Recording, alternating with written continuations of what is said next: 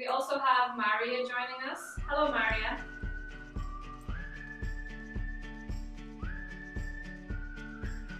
Maria Newman. Hi.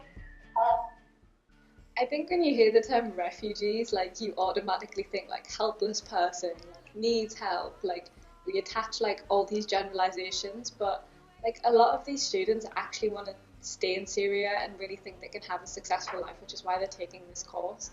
Um, and you just speak to them and like they're just students our age, like they have this like really good sense of humor, like they'll make conversation, they want to know how our life is over there, and they really appreciate when we take interest in their life. Like they want to tell people like what their life is like.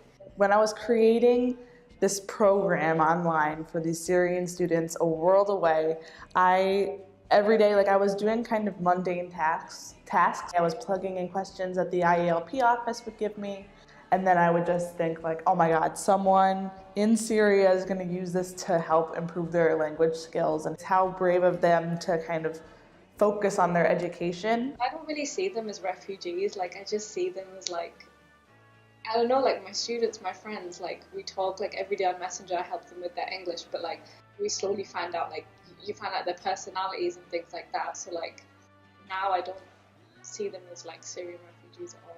I just see them as the individuals and how I know they're doing in the class and their likes and dislikes.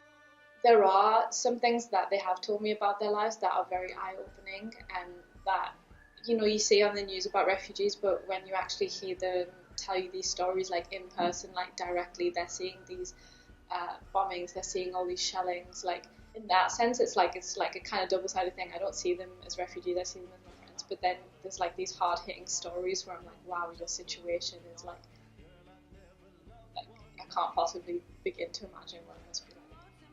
Some of them are actually juggling like medical exams with hospital shifts, and then trying to fit in a job between that, trying to do this IELP course. So trying to decide like how much time would reading comprehension take me, and then how much more time would it take them to do, and try to be really sympathetic to their situation, but also trying to keep the level and the acumen of the class on par with what we wanted it to be too.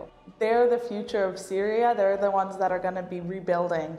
A lot of them are still in the country right now, and it's important that their opportunities and their skill set that they can be developing isn't diminished because of this horrible war that's happening. There's so many casualties, but I definitely think that education should never be a casualty of war.